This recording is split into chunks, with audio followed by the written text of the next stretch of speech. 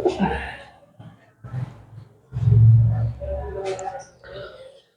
Hello बच्चों, कैसे हैं? उम्मीद करते हैं आप अच्छे होंगे और आपकी पढ़ाई अच्छे से चल रही होगी। मैं विनोद सर आपका ब्राइट फ्यूचर क्लासेस में एक बार फिर से स्वागत करता हूं। बच्चों, आज एक नया चैप्टर स्टार्ट कर रहे हैं, सदिश बीजगणित। तो ये क्लास बहुत ही इंपॉर्टेंट होने वाली है, क्योंकि इस क्लास में आपको हम इस चैप्टर से रिलेटिव जितने भी कॉन्सेप्ट यूज होने हैं आपके एक्सरसाइज में, उन सभी को आज हम बताने वाले हैं। तो अगर एक क्लास आप पूरी देख लेते हैं तो सारे कॉन्सेप्ट आपके क्लियर हो जाएंगे और जितने फार्मूले हैं उन सभी के बारे में हम इसमें चर्चा करेंगे। तो आप लोग क्लास को पूरी देखिएगा और उसके बाद आप एक्सरसाइज लगाएंगे तो आपकी एक्सरसाइज बहुत आसानी से सॉल्व हो जाएगी। क्योंकि डायरेक्ट अगर आप एक्सरसाइज लगाना स्टार्ट कर देते हैं, कॉन्सेप्ट नहीं पता होते, तो बार बार आपको कंफ्यूजन होता रहता है। तो आइए हम क्लास को स्टार्ट करते हैं। तो देखिए, सबसे पहले हमको ये जानना है कि जिस चैप्टर के बारे में हम पढ़ रहे हैं उसके बारे में थोड़ा सा हम जान लेते हैं। तो देखिए, यहाँ पे भौतिक राशियां जो आपकी होती हैं वो कितनी तरह की होती हैं, कितने प्रकार की होती हैं। तो जो भौतिक राशियां आपकी हैं वो दो प्रकार की होती हैं। पहली आपकी क्या हो गई, सदिश, और दूसरी क्या हो गई आपकी अदिश राशि, यानी कि वेक्टर क्वांटिटीज, और दूसरा आपकी क्या हो गई स्केलर क्वांटिटीज। तो हमको इस चैप्टर में सदिश के बारे में पढ़ना है कि सदिश राशियां आपकी क्या होती हैं। तो आइए हम देखते हैं कि सदिश राशियां आपकी होती क्या हैं। तो देखिए, जिन राशियों को व्यक्त करने के लिए दिशा और परिमाण दोनों की आवश्यकता होती है वो आपकी क्या कहलाती हैं, सदिश राशियां कहलाती हैं। यानी कि दिशा और परिमाण दोनों की आवश्यकता होगी, वो आपकी क्या कहलाएंगी, सदिश राशियां कहलाएंगी। अब जो सदिश राशियां होती हैं उनको आप व्यक्त कैसे करते हैं? तो जैसे कोई एक राशि ए है तो उसके ऊपर हम इस तरह से वेक्टर लगा के इनको व्यक्त करते हैं। तो चाहे आप इस तरह से हो या इस तरह से अगर होगा तो ए बी वेक्टर। तो इसके ऊपर वेक्टर लगने का मतलब ये हुआ कि इसकी दिशा जो है ए से बी की तरफ है। तो दिशा नहीं रहेगी तो आप इस तरह से वेक्टर नहीं लगा होगा तो चाहे आप ए से बी की तरफ जाओ चाहे बी से ए की तरफ जाओ तो वहां पर कोई फर्क नहीं पड़ता। तो इसलिए ऊपर वेक्टर लगाकर यहाँ पे हम व्यक्त करते हैं। और अदिश राशियां क्या हो गई, अगर आप ए को ऐसे सिर्फ लिख देंगे तो ये क्या हो जाएगी, ये आपकी अदिश राशि हो जाएगी। इसमें किसी दिशा की बात नहीं की गई है। इसी तरह इसमें भी आप इसको ऐसे लिख देंगे तो ये अदिश राशि हो जाएगी, इसमें भी दिशा का कोई काम नहीं है। तो इस तरह से हम सदिश और अदिश राशियों को व्यक्त करते हैं। आइए हम आगे देखते हैं। तो सबसे पहले हम देखेंगे कि मापांक क्या होता है, मॉडुलस क्या होता है। तो मापांक के बारे में देखिए, जो सदिश राशि के परिमाण की माप को प्रकट करता है वो क्या कहलाता है, सदिश राशि का मापांक कहलाता है। जैसे यहां पे हम देखें, जैसे आपको वेक्टर ए दिया है, वेक्टर बी दिया है, वेक्टर सी, इस तरह से कुछ राशियां आपको दी गई हैं। ये सदिश राशियां हैं और इनके परिमाण को कैसे व्यक्त करेंगे, यानी कि मापांक क्या आपका हो जाएगा, इनके मापांक को आप कैसे व्यक्त करेंगे, इस तरह से। तो अगर इस तरह से आपका लिखा रहेगा माठ के अंदर तो वो क्या कहलाएगा, इसका मापांक कहलाएगा। तो इस तरह से आप इसको व्यक्त कर सकते हैं। इसी तरह बी को भी इस तरह से माठ लगा देंगे तो वो उसका क्या हो जाएगा, मापांक हो जाएगा। एक एग्जांपल यहां हम लेते हैं। अगर मान लीजिए कुछ इस तरह से आपको दी गई हैं, एक्स आई कैप प्लस वाई जे कैप प्लस जेड के कैप, इस तरह से कोई सदिश राशि दी गई है। फिलहाल इसको भी आप बाद में पढ़ेंगे ये कैसे होती हैं, आई कैप, जे कैप और के कैप। लेकिन यहाँ पे हम एक सदिश इस तरह से ले लिए।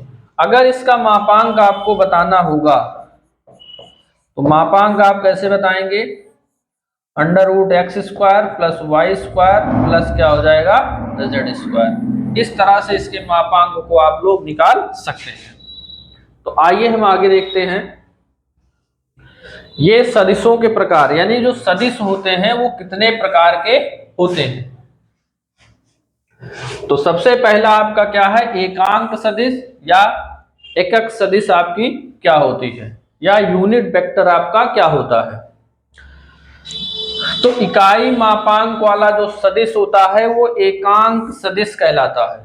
इकाई मापांक वाला सदिश आपका क्या कहलाता है, एकांक सदिश कहलाता है, जिसे आप कैसे व्यक्त करेंगे, जिसे आप A cap, B cap, C cap इस तरह से आप ऊपर कैप इस तरह से लगा देंगे तो वो क्या कहलाएगा, एकांक सदिश कहलाएगा।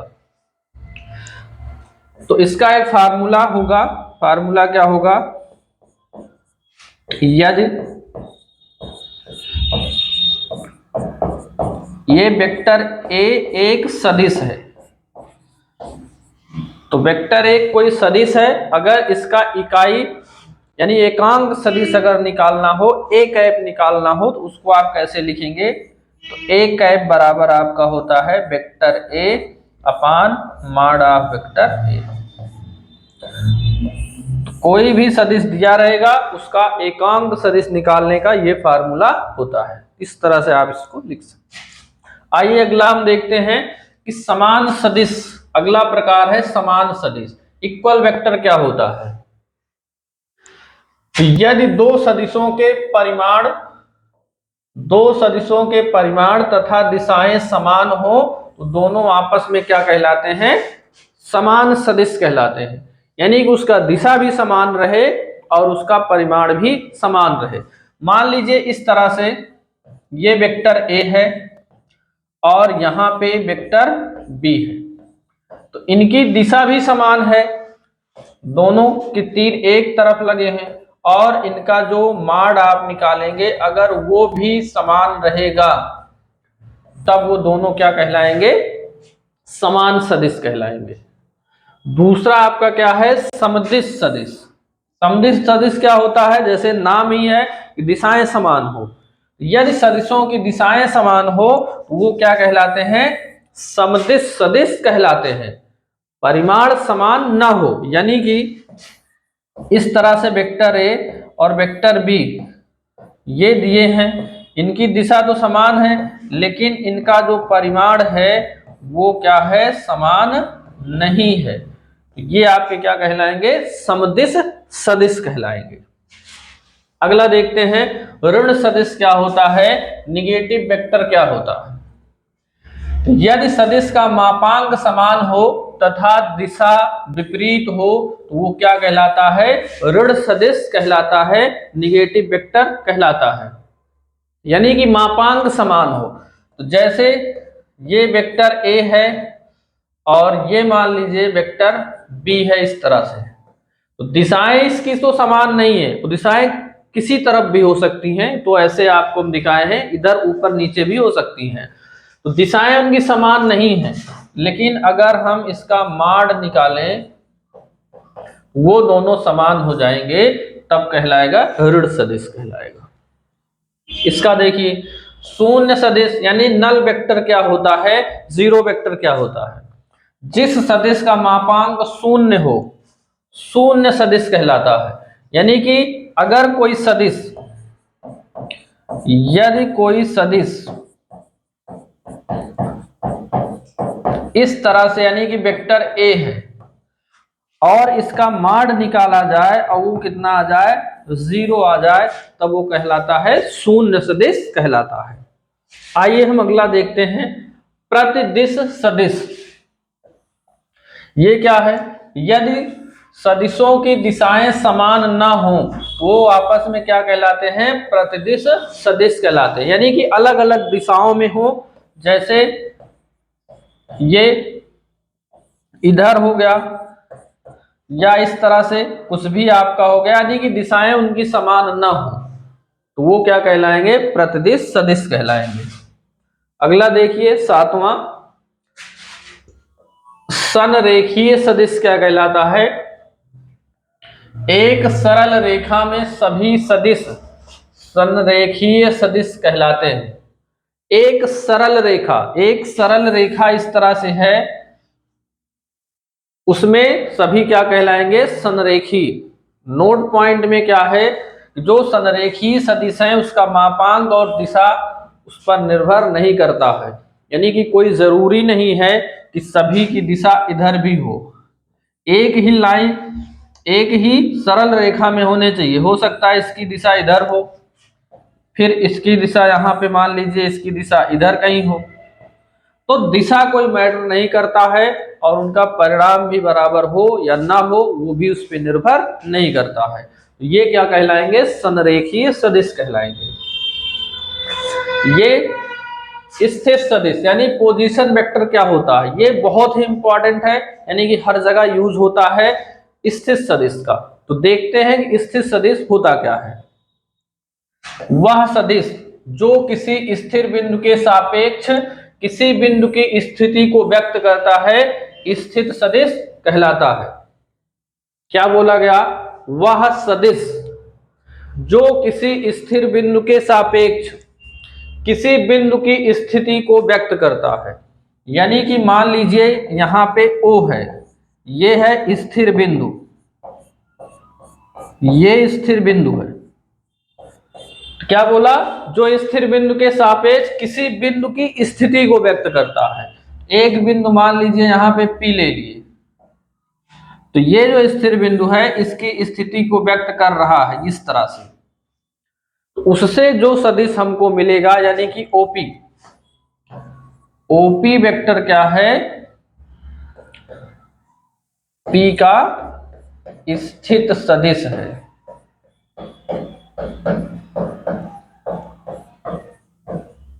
ये ओपी वेक्टर P का क्या हो गया, स्थित सदिश हो गया। इस तरह से हम किसी भी पॉइंट का स्थित सदिश निकालते हैं। अब आइए हम अगला देखते हैं क्या है, सदिश योग का त्रिभुज नियम। ये भी काफी इंपॉर्टेंट है। सदिश योग का त्रिभुज नियम क्या होता है, तो देखिए दो सदिशों का योग जो आपका होता है, यदि दो सदिशों को जोड़ा जाए उसका जो नियम होता है वो त्रिभुज का क्या कहलाता है, योग त्रिभुज का नियम कहलाता है। दो सदिशों को यदि जोड़ा जाए तो हम दो सदिश यहां पे ले लिए, मान लीजिए ये आपका, यहां पे हम A ले लिए, यहां पे A ले लिए और यहां पे B ले लिए। इनमें एक सदिश इस तरह से हम मान लीजिए ले लिए यहां पे C, तो AB को हम वेक्टर A नाम दे दिए। इसकी दिशा इस तरह से सेम रहेगी जब भी हम जोड़ेंगे इधर, और इसको ले लिए हम वेक्टर B। क्या बोला है, दो सदिशों का योग त्रिभुज नियम पर आधारित होता है, जिसे सदिशों का योग त्रिभुज नियम बोलते हैं। तो दो सदिश को जोड़ दिए और इसका जो योग यानी कि जो परिणामी होगा इन दोनों बिंदुओं को मिलाने वाला होगा। ये इसकी दिशा इधर होगी, इसकी भी दिशा इधर होगी इस तरह से। तो इसका जो परिणामी होगा vector A plus vector B होगा। तो हम दो सदिशों को इस तरह से जोड़ते हैं। देखिए इधर दिशा गई, फिर इसकी दिशा इधर है, ये स्थिर बिंदु मानेंगे यहाँ पे, और यहां से इसको मिलाएंगे तो इसकी दिशा इधर होगी, इसकी भी दिशा इधर होगी। तो ये इसका क्या होगा, दोनों सदिशों का परिणामी, और इसको हम व्यक्त करते हैं वेक्टर R से। तो ये आपका योग इसका आ गया। दिशा का विशेष महत्व है, ये ध्यान रखना है। अगला देखते हैं, सदिश योग का समांतर चतुर्भुज नियम क्या होता है। अभी त्रिभुज का नियम देखे, अब समांतर चतुर्भुज का रूल क्या होता है। देखिए यहां पे चतुर्भुज की दो संलग्न भुजाएं आपको लेना है। संलग्न का मतलब जिसका एक पॉइंट क्या हो, उभयनिष्ठ हो। यहां पे एक पॉइंट क्या लेना है, उभयनिष्ठ लेना है। तो समांतर चतुर्भुज की दो संलग्न भुजाएं हैं, उनमें क्या करना है आपको, इस तरह से उन दोनों का उभयनिष्ठ बिंदु से जो विकर्ण खींचा जाता है, ये मान लीजिए वेक्टर A हो गया और ये आपका वेक्टर B हो गया। तो इस विकर्ण का जो मान होगा वो क्या होगा, वेक्टर ए प्लस क्या होगा, वेक्टर बी होगा। तो इसकी दिशा इधर होगी, इसकी दिशा इधर होगी, और यहाँ पे इसको मिला दो, इसकी दिशा इधर होगी, और यहां से इसको मिला देंगे तो इसकी दिशा इधर होगी। तो इस तरह से यहाँ पे बन गया। चतुर्भुज थोड़ा ठीक से नहीं बना है फिलहाल, समांतर नहीं है, तो अगर समांतर हम बनाए यहां से तो इस तरह से आप लोग बनाना, तो समांतर बनेगा ये। तो ये आपका वेक्टर ए हो गया, ये आपका वेक्टर बी हो गया। यहां हम क्या माने थे, ए, यहां बी, यहां सी। तो इन दोनों का जो परिणामी होगा वो vector a plus vector b होगा, और इसको हम वेक्टर आर से भी व्यक्त करेंगे। इसको आप यहां से मिलाएंगे और इसको आप इधर से मिलाएंगे। ये क्या कहलाता है, समांतर चतुर्भुज का योग का नियम कहलाता है। आइए हम अगला क्वेश्चन अब देखते हैं। अगला रूल क्या है, अगला रूल हमारा है सदिश योगफल के गुणधर्म क्या होते हैं, यानी कि जो सदिश हैं उनको जोड़ेंगे तो क्या उनमें क्रम विनिमय नियम का पालन होता है या शासन नियम का पालन होता है कि नहीं होता, और वितरण नियम आपका हो गया। तो मेन आपकी यही है, इसलिए इन दोनों रूल को यहाँ पे हम लिखे हुए हैं। क्रम विनिमय क्या होता है, अगर हम दो वेक्टर लिए, वेक्टर ए और वेक्टर बी, इनको आप vector b plus vector a भी लिख सकते हैं, उससे कोई फर्क नहीं पड़ता है। चाहे ए बी को जोड़ो चाहे बी ए को जोड़ो, उसमें कोई फर्क नहीं पड़ता, यानी कि ये रूल इसमें काम करता है। शासन नियम क्या होता है, अगर हम किन्हीं दो वेक्टर को साथ में जोड़ दें फिर उसमें एक तीसरा वेक्टर जोड़ दें, चाहे हम वेक्टर बी और वेक्टर सी साथ में जोड़ें उसके बाद उसमें वेक्टर ए जोड़ें, तब भी कोई फर्क नहीं पड़ता, यानी कि दोनों इक्वल आते हैं। यानी कि वेक्टर जो आपका सदिश होता है उस शासन नियम का भी पालन करता है। आगे देखिए, अगला क्या है कि एक अदिश से सदिश का गुणन क्या होता है। तो अगर एक सदिश हम क्या ले लिए, वेक्टर ए ले लिए, और एक अदिश कोई ले लिए, लेम्डा ले लिया, कोई संख्या ले लिए, तो उसके गुणनफल को हम क्या व्यक्त करते हैं, लेम्डा वेक्टर ए से व्यक्त करते हैं। अब लेम्डा की जगह पे आप कोई संख्या भी ले सकते हैं, तो इनके गुणा को आप सिंपल तरीके से 2 वेक्टर ए से व्यक्त करते हैं। अगला देखिए क्या बोला है कि दो बिंदुओं को मिलाने वाला सदिश क्या होता है। तो आइए इसको हम देखते हैं थोड़ा चित्र के माध्यम से। यहां पे हम कोई पॉइंट ले लिए और यहां पे कोई पॉइंट ले लिए, और फिर क्या किए, यहाँ पे इसको हम मिला दिए इस तरह से, यहाँ पे इसको हम मिला दिए। ये आपको पता है y होता है, ये x होता है, और यहाँ पे हम कोई पॉइंट ले लिए, तो यहाँ पे a पॉइंट ले लिए, मान लीजिए x1, ये y1, यहाँ पे 3D का चित्र है, ये x1 y1 और ये क्या हो गया आपका z1 हो गया। इधर से आप इसको j कैप होता है, ये i कैप होता है, और ये आपका k कैप होता है। और कैप आपको बता चुके हैं क्या होता है, एकांक सदिश होता है, ये i कैप, j कैप और k कैप। और यहाँ हम b पॉइंट ले लिए, x2 y2 और z2, तो यही दो पॉइंट ले लिए, इन दोनों पॉइंट को मिलाने वाला जो सदिश है वो क्या होगा, यानी कि ए बी वेक्टर आपको क्या करना है, निकालना है। तो देखिए ये O है, ये O है, और जो O है ये स्थिर बिंदु है, स्थिर बिंदु है, तो इधर से रेखा जा रही है, तीर का निशान इधर, ये एक त्रिभुज बना लिए इसको हम, ये आपका एक त्रिभुज बन गया। तो जब एक त्रिभुज ये बन गया आपका,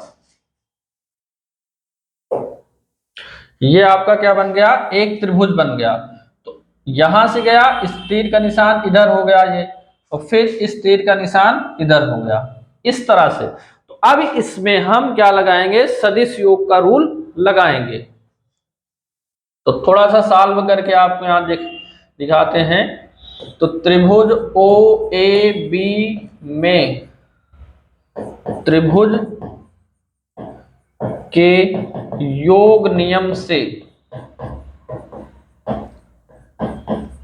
तो योग नियम से आप यहां पे क्या करेंगे, देखिए कैसे लिखते थे, O A vector plus A B vector बराबर क्या हो जाएगा, ओ बी वेक्टर। ये परिणामी है, ओ ए बी और परिणामी क्या हमको प्राप्त हुआ, ओ बी वेक्टर प्राप्त हुआ।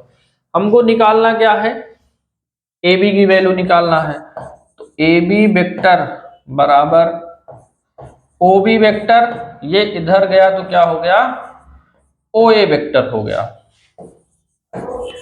अब क्या करना है हमको, ओ बी और ओ ए कैसे निकलेगा, देखिए ये है ओ बी और ये क्या है, ओ ए है। तो ओ बी वेक्टर,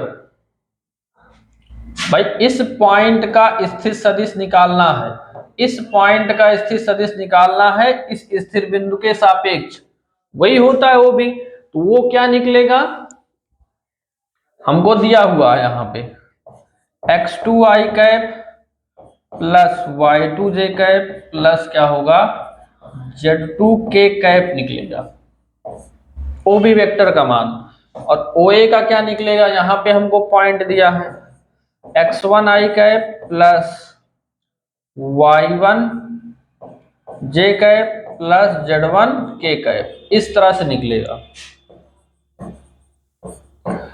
अब इसको क्या करिए, i कैप कॉमन ले लेंगे तो क्या बनेगा, x2 minus x1i cap plus y2 minus y1k cap plus क्या हो जाएगा z2 माइनस z1k कैप।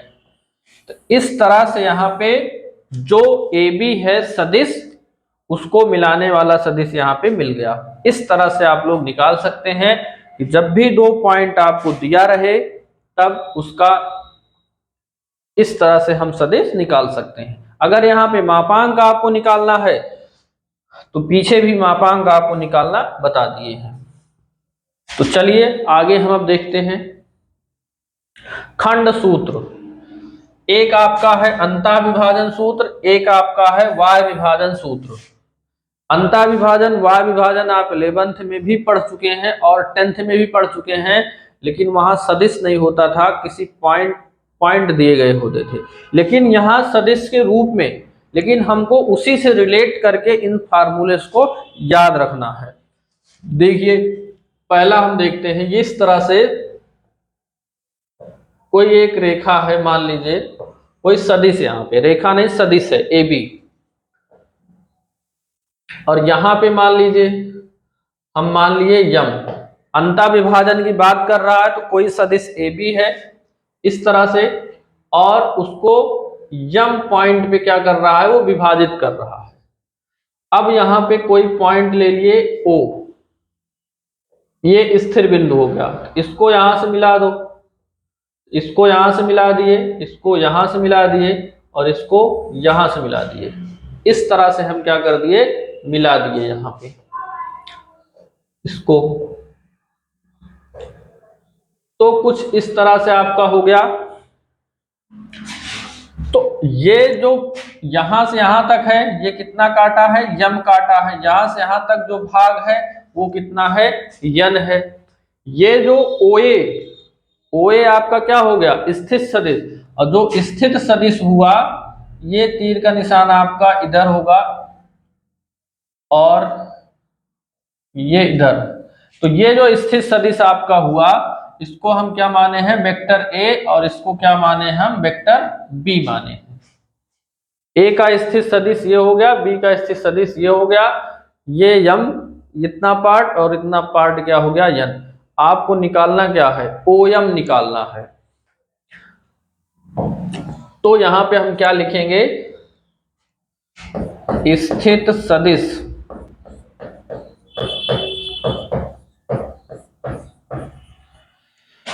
स्थित सदिश जो ओएम वेक्टर होगा। देखिए अब रिलेट कैसे करना है आपको फार्मूले को, वहां हम क्या पढ़ते थे, m1 x2 plus m2 x1 अपान m1 प्लस m2 पढ़ते थे। उसी तरह से क्या पढ़ते थे, m1, m1 यहाँ यम है, और क्या पढ़ते थे, x2, x2 यहाँ पे b वेक्टर b का काम करेगा। फिर क्या था, m2, m2 का काम n कर रहा है। फिर x1, x1 का काम वेक्टर a कर रहा है, अपान m1 प्लस m2 पढ़ते थे तो m प्लस n हो गया, इस तरह से। तो ये आपका क्या हो गया, किसी सदिश को किसी अनुपात में विभाजित करने वाले बिंदु का स्थित सदिश निकालने का ये फार्मूला है अंतः विभाजन का।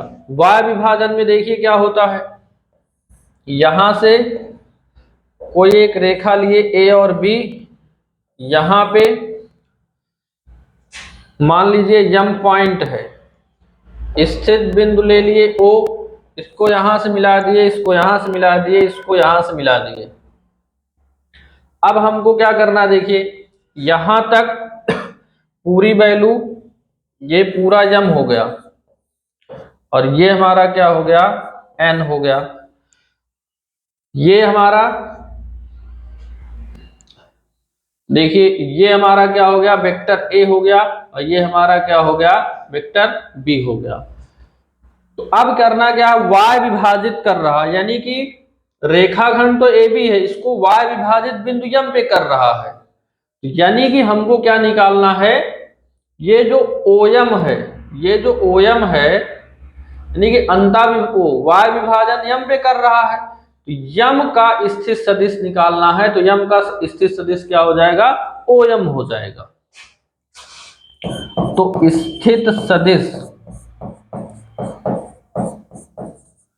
ओयम वेक्टर क्या हो जाएगा, सिर्फ चिन्ह चेंज हो जाएगा, बाकी सेम आपका वैसे रहेगा। तो यम बी वेक्टर माइनस यम ए वेक्टर अपान क्या हो जाएगा, यम माइनस यन हो जाएगा। तो अंतः विभाजित करेगा तो प्लस, वाय विभाजित करेगा तो माइनस। तो अंतः विभाजित अंदर करेगा, वाय विभाजित इसके बाहर करेगा। तो ये दोनों फार्मूले आपको याद करना है। चलिए अगला देखते हैं। कह रहा दो सदिशों का अदिश गुणनफल क्या होता है। तो देखिए, दो शून्येतर सदिश वेक्टर ए और वेक्टर बी का जो अदिश गुणनफल होता है, वो वेक्टर ए डॉट वेक्टर बी द्वारा क्या होता है, प्रकट किया जाता है। तो इसको हम लिखेंगे कैसे, देखिए वेक्टर ए डॉट वेक्टर बी बराबर होता है वेक्टर ए वेक्टर बी और क्या होता है, कॉस थीटा। तो दो सदिशों का यदि डॉट प्रोडक्ट निकाला जाए, उनका इस तरह से कुछ मान होता है।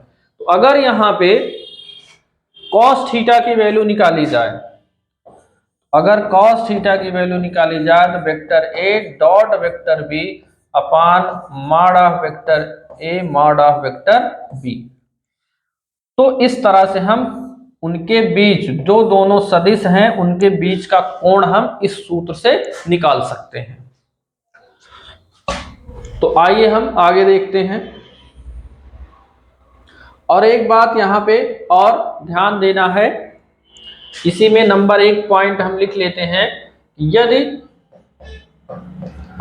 वेक्टर ए और वेक्टर बी क्या हो, लंबवत हो, अगर वेक्टर ए वेक्टर बी दोनों लंबवत हो जाएंगे तो इनके बीच का कोण कितना हो जाएगा, 90 हो जाएगा। तो आप यहाँ पे हो तब थीटा कितना हो जाएगा, 90 डिग्री हो जाएगा, रख लीजिए। तो वेक्टर ए डॉट वेक्टर बी बराबर mod of vector B A mod of vector B cos 90, और cos 90 की वैल्यू कितना होती है, 0 होती है। तो ये आपका वेक्टर ए डॉट वेक्टर बी कितना आ जाएगा, 0 आ जाएगा। इसी में दूसरा पॉइंट हम लिख लेते हैं। यदि वेक्टर ए और वेक्टर बी क्या हो, समांतर हो, तो अगर समांतर होंगे तब थीटा बराबर कितना आ जाएगा, 0 आ जाएगा। 0 रख लीजिए। वेक्टर ए डॉट वेक्टर बी बराबर mod of vector A mod of vector B cos कितना हो गया, 0 डिग्री, और 0 की वैल्यू 1 होती है। cos 0 की, तो वेक्टर ए डॉट वेक्टर बी बराबर mod of vector A mod of vector B. तो ये एक रिलेशन यहां से मिल गया। तो याद है तो डायरेक्ट आप लगाओगे, याद नहीं है तो इस तरह से आप निकाल भी सकते हैं कि लंबवत होगा तो 0, समांतर होगा तो इस तरह से लिखा जाएगा। इसको भी आप लोग नोट कर लीजिए। आगे हम अगला देखते हैं। आगे क्या है कि दो सदिश घटकों का अदिश गुणनफल, दो सदिश घटकों का अदिश गुणनफल क्या होगा। तो इसको जानने से पहले हम थोड़ा सा जान लेते हैं कि इसका गुणनफल क्या होता है। यहां पे एकांक सदिशों का अदिश गुणनफल क्या होता है, इसको जानने के बाद उसको हम करेंगे। तो देखिए इसमें क्या होता है, आई कैप और आई कैप डॉट आई कैप, इसका मान कितना होता है, 1 होता है। इसी तरह जे कैप और जे कैप का मान भी 1, के कैप और के कैप का मान भी कितना होता है, 1 होता है। यानी कि समान, अगर समान रहेंगे दोनों, उनका डॉट प्रोडक्ट कितना होगा, 1 होगा। लेकिन अगर असमान होंगे, जैसे आई हो गया, आई के साथ जे, जे के साथ के और के के साथ आई, उनका सबका क्या होगा, 0 होगा। तो समान रहेगा तो 1, असमान रहेगा तो कितना हो जाएगा, 0 हो जाएगा। आइए अब हम देखते हैं इसको। तो हम मान लेते हैं कि माना वेक्टर ए बराबर a1 आई कैप प्लस b1 जे कैप प्लस c1 के कैप और वेक्टर बी बराबर हो गया a2 आई कैप प्लस b2 जे कैप प्लस c2 के कैप। इनका क्या निकालना है, अदिश गुणनफल यानी कि डॉट प्रोडक्ट निकालना है। तो आइए निकालते हैं। वेक्टर ए डॉट वेक्टर बी, घटक के रूप में बोला है, ये घटक हैं, ये सब अलग अलग घटक हैं। तो इसको आई a1 आई कैप प्लस b1 जे कैप प्लस c1 के कैप और ये हो जाएगा a2 आई कैप प्लस b2 जे कैप प्लस c2 के कैप। इनका क्या निकाल लिए, अदिश गुणनफल निकाल लिए। यहाँ पे जब निकाल लिए, अब गुणा करना है सिंपल तरीके से। देखिए इसका इसमें करो, सबका गुणा करेंगे। तो जब सबका हम गुणा करेंगे तो हमको मिलेगा a1 a2 plus b1 b2 plus c1 c2 मिलेगा। तो गुणा करने पे काफी टाइम यहाँ पे लगेगा, तो आप लोग इसका गुणा कर लीजिएगा सिंपल तरीके से। जैसे गुणा आप करते थे, जहां जहां आई डॉट आई कैप आएगा वहां 1 लिखोगे, और जहां आई कैप और जे कैप या के कैप कुछ भी आएगा तो सब 0 हो जाएगा। तो अंत में यही इतना आपका बचेगा। तो इस तरह से अगर दो सदिश दिए हैं, उनका डॉट प्रोडक्ट निकालना हो तो आप इस तरह से करके निकाल सकते हैं। आइए हम अगला देखते हैं। अगला क्या है, एक सदिश का किसी रेखा पर प्रक्षेप। ये भी काफी अच्छा है कॉन्सेप्ट और इससे क्वेश्चन पूछे जाते हैं। तो यहां पे ए की दिशा में, वेक्टर ए की दिशा में बी का आपको क्या निकालना है, प्रक्षेप निकालना है।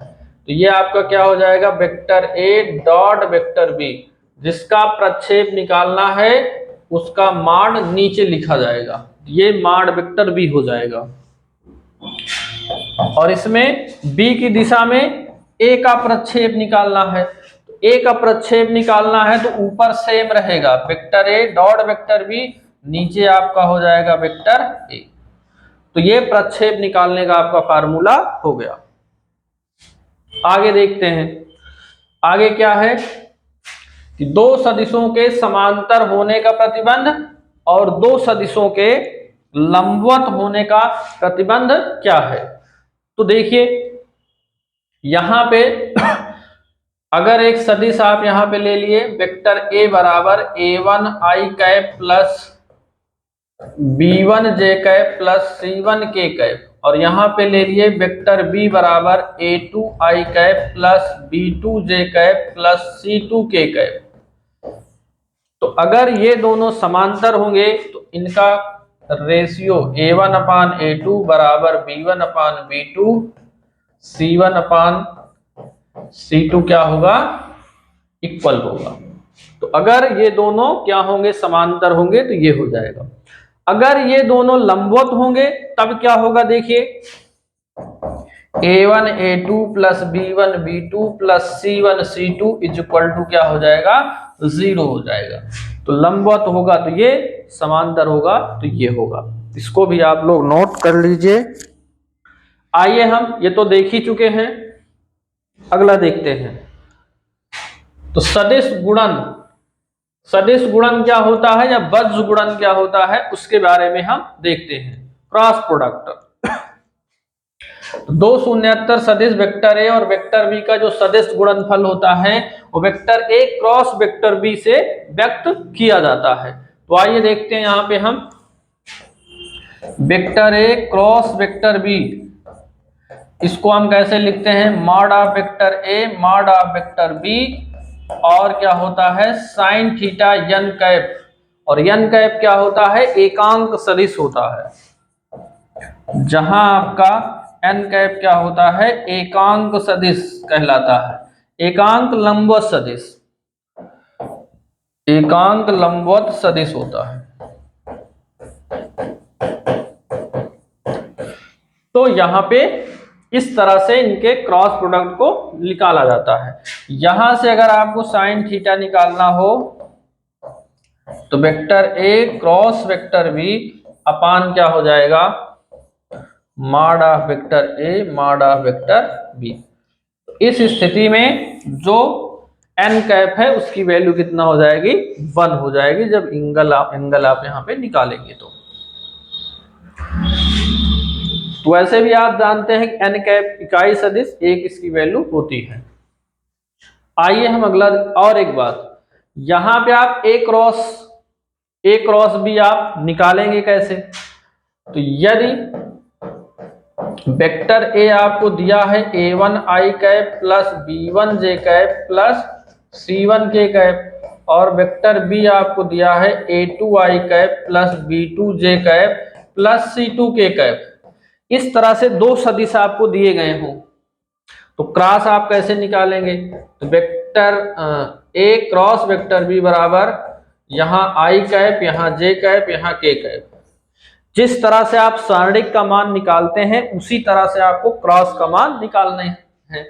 तो I1 के नीचे क्या है, A1 A2 B1 B2 C1 C2। तो इस तरह से आप क्रॉस प्रोडक्ट किन्हीं भी दो वेक्टर का आप निकाल सकते हैं, इसको भी नोट कर लीजिए। चलिए आगे देखते हैं हम। तो आगे क्या है, इकाई सदिशों का सदिश गुणनफल, जो यूनिट वेक्टर हैं उनका सदिश गुणनफल हम कैसे निकालेंगे। तो i cap cross i cap अगर सेम रहेंगे, डॉट प्रोडक्ट में 1 होता था, क्रॉस प्रोडक्ट में 0 होगा। j cap cross k cap इसका भी 0, k क्रॉस k कैप इसका भी कितना हो जाएगा, 0 हो जाएगा। लेकिन अलग अलग रहेंगे तो i और j का क्या हो जाएगा, k कैप। ये क्या होता है, चक्रीय क्रम में चलता है, ध्यान रखना है। तो अगर आपका इस तरह से यहां पे रहेगा, ये i कैप, ये j कैप और ये k कैप रहेगा, तो कैसे चलेगा, देखिए i j के बाद क्या आएगा, k के बाद क्या आया, i के बाद क्या आया, j, फिर देखिए j के बाद k के बाद क्या आएगा, i आएगा। इस तरह क्रम से चलता रहेगा। लेकिन अगर क्रम इसका चेंज रहेगा तो कैसे होगा, मान लीजिए i के बाद क्या आ गया, i के बाद k आ गया, तो i के बाद k उल्टा चल रहा है, तो इसकी वैल्यू माइनस j कैप हो जाएगा। या j कैप के बाद क्या आ गया, j कैप के बाद i आ गया, लेकिन j के बाद तो k आ रहा है, तो इसका भी कितना हो जाएगा, माइनस k कैप हो जाएगा। इस तरह से अगर उल्टा आपका रहेगा तो माइनस हो जाएगा, इसके बाद ये आ रहा है तो इसके बाद ये आना चाहिए, लेकिन इसके बाद अगर ये आ रहा है उल्टा तब माइनस इस तरह से लिखा जाएगा। तो यहाँ पर जो भी कॉन्सेप्ट थे इसमें चैप्टर में यूज होने हैं लगभग आपको हम बता दिए। जो भी कॉन्सेप्ट मान लीजिए छूट गए होंगे तो जब भी एक्सरसाइज आपको हम सॉल्व करवाएंगे वहां पर उन सब कॉन्सेप्ट को हम जरूर बताएंगे। तो आप लोग इन सभी फार्मूलों को याद कर लीजिए, उसके बाद आपको एक्सरसाइज हम सॉल्व करवाएंगे। तो अगर क्लास अच्छी लगी है तो क्लास को आप ज़्यादा से ज़्यादा शेयर जरूर कीजिएगा। काफ़ी मेहनत से आपको इस क्लास को बनाए हैं और आपके लिए काफ़ी हेल्पफुल क्लास जरूर होगी।